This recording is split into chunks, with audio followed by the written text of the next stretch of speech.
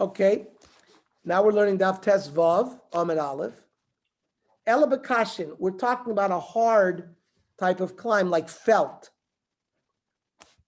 Rashi says felt, which is hard. It's not soft. So therefore, you're not going to get Hanoah, even if the shamus wraps himself in that kind of curtain. This kind of felt that's made in Namta is hard. It's not normally worn derech malbush, and therefore it's permitted to sit on. It doesn't warm you up. Amar Papa Ardoline ain't behem reiti b'tshuvas hagaonim, says Rashi shugilo lafshas tachas malayim. Some kind of like a protective something put on your bottom of your shoe, made out of the leather of like goats. They would put it next to your heel. So I made it out of wool. So our dog ain't by mishum klein. It's hard. So you could use, if it was a klein, there would be no isra klein. Ravani tzari the pshiti ain't by mishum klein. Rashi says, beged klein should tzari b'mos, a garment that you store money in. You can put that in your chest to hide it, and because the money makes it hard and it doesn't warm you up. But the bizrani yesh by mishum klein.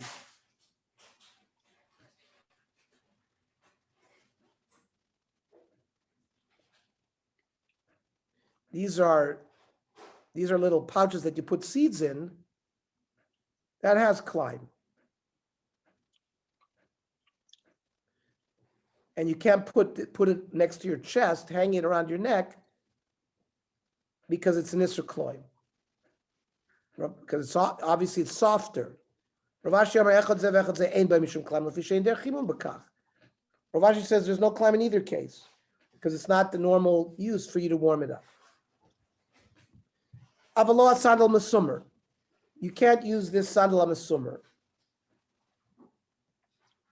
Sandal masummer, my time, why not? Mishum ma'aser shahaya. Masechta Shabbos, there was a woman who went out with it, and it led to some kind of problem there. And no,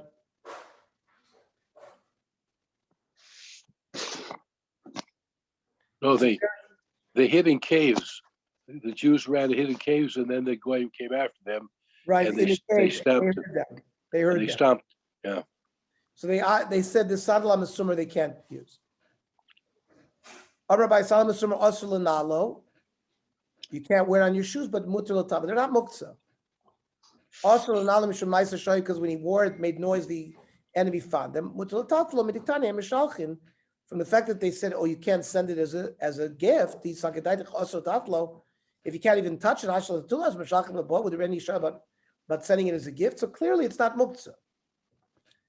Then the Mishnah says, lo min al shena tofur, a shoe that wasn't sewn, you can't go out with it. Pshita, it's going to fall off.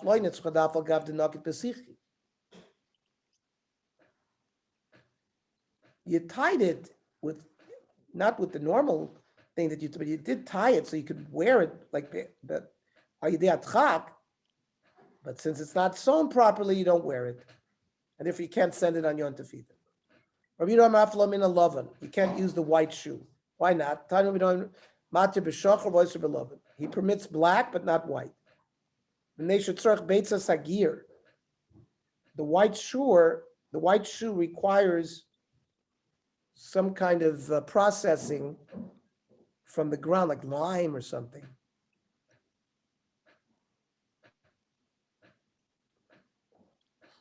And therefore you can't do that on Yom Tov. Rabbi Yossi Yomer b'shachar, v'nei shetzarech l'tzachtzachol.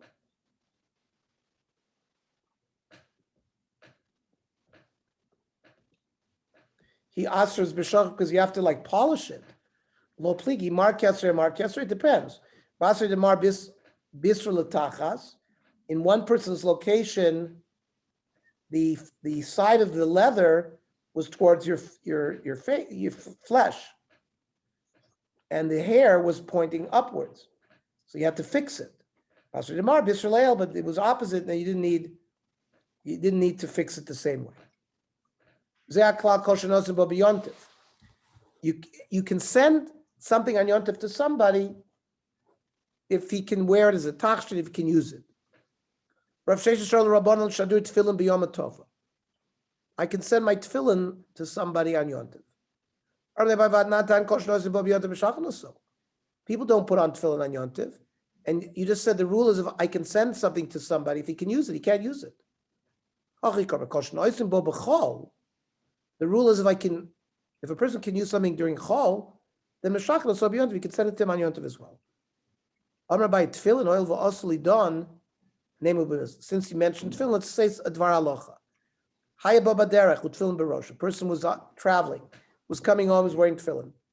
V'shakal of chama, and the sun set, and you don't wear tefillin at night. Meniach yodu alein ad shemegi lebeso.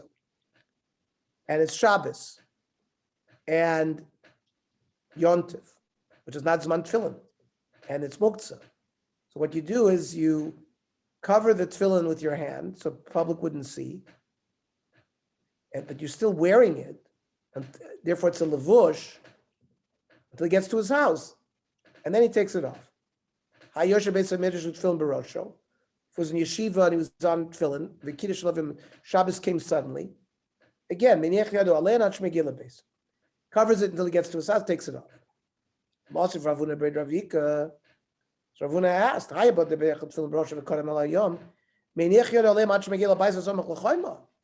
you can't walk all the way home that way. You got to go to the house close to the wall and put it off there." You're not given rishus to go all the way home. So how do you reconcile these brises? Like kasha. If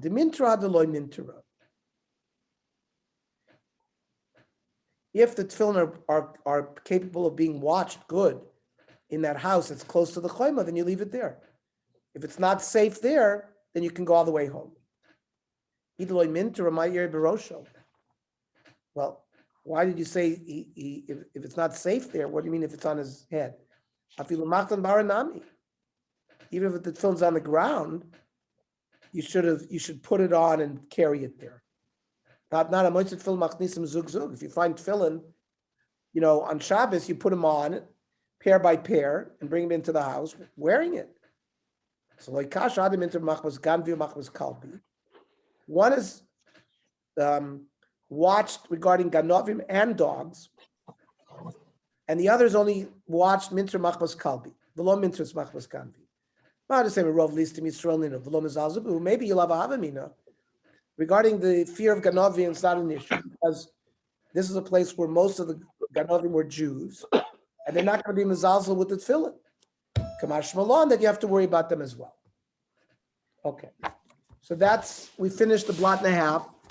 We'll do the other blot and a half, Motzei Yom Kippur. I'm going to stop this recording, and then we'll start the other recording for the Tzorba.